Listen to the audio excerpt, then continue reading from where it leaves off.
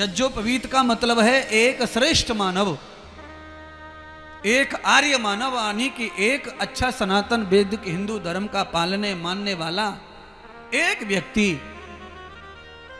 आज भगवान श्री वामन के अवतार में आए तो उन्होंने ये शिक्षा दी कि मेरे अवतार में आकर मैंने जैसे गुरु बनाया और यज्ञोपवीत धारण किया, वही सभी को करना चाहिए।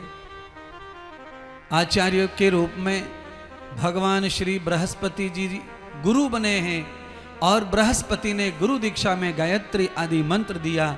उस मंत्र की दक्षिणा के लिए भगवान ने आज्ञा कर दी वामन को, जाओ और मुझे ऐसी दक्षिणा लाकर दो गुरु दक्षिणा के रूप में जो यज्ञमयी कर्म की दक्षिणा हो। तो पहले धरती के पास गए, फिर सूर्य के, माफ करिए, फिर वहां आकाश के पास गए, पार्वती जी के पास गए और फिर बाद में कुबेर जी के पास गए। सबके पास से आसन मिला, लंगोट मिला, छत्र मिला, कमंडल मिला और उन सबको लेकर के राजा बलि के द्वार पर गए भगवान वामन। राजा बलि के यहां जब गए तो वहां पर शुक्राचार्य ने बालक को देखा।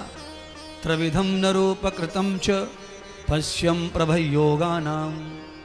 जैसे ही शुक्राचार्य ने नेत्र से धारण किया, पश्यम देखा, शुक्राचार्य की आंखों में एकदम से करंट आया कि ये तो महान ब्राह्मण है, ये तो बटुक महान ब्रह्म तेज से भरा हुआ है। इस बालक का चरण अगर मेरे शिष्य की यज्ञशाला में पड़ गया तो फिर कोई भी दुनिया का देवता, स्वयं विष्णु भी आ जाए तो भी स्वर्ग से मेरे शिष्य को नीचे नहीं कर सकता। इतना दान की महिमा बताई। सच्चे ब्राह्मण को, तपस्वी ब्राह्मण को, यज्ञकर्ता भिक्षार्थी ब्राह्मण को, यज्ञोपवीत और वेद शास्त्रों से निर्मित ब्राह्मण को अगर कोई अपने घर में चरण डलवा ले तो उसका घर ही स्वर्ग बन जाता है, फिर उसे स्वर्ग जाने की जरूरत भी नहीं पड़ती है। आज्ञा कर दी वामन भगवान के लिए। राजा बलि परिवार सहित मार्ग में चले गए यज्ञ छोड़ करके।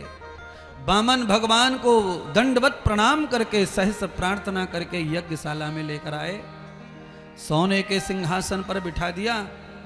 वामन भगवान के चरणोदक को पूजने लगे। गंगा सागर से पानी डालकर चरणों को धोकर चरणामृत लिया। पत्नी को कहा थाल भर के सोना लेके आओ, दान करो ब्राह्मण को।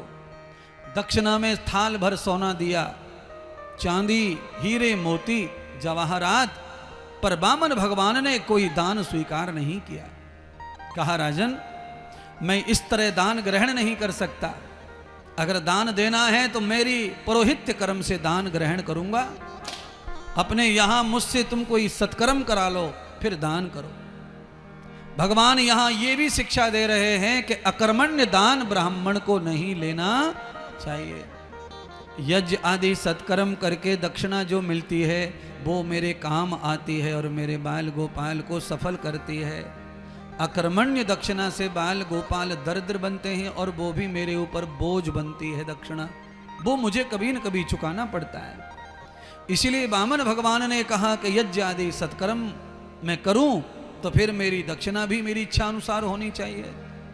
पत्नी ने कहा, देव साक्षात जब नारायण जैसे स्वरूप में पधारे हैं तो फिर आप क्यों पीछे हट रहे हो।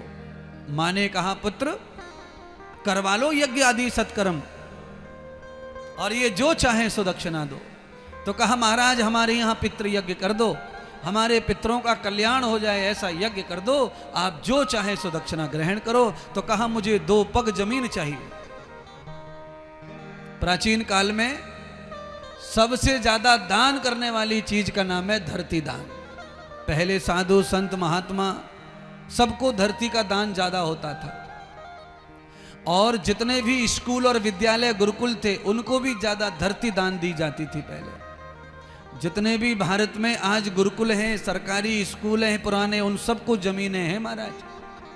आप पुराने मंदिर जितने भी संस्थान है, अयोध्या में, काशी में, बनारस में, वृंदावन में, इन सबको खेती लगी हुई है देश भर में, 1000-1000 बीघा, 2-2 हजार बीघा। दानी दाता पहले जमीन दान करते थे। जमीन के बाद में फिर अन्न दान का समय आया तो लोग अन्न का दान करते थे।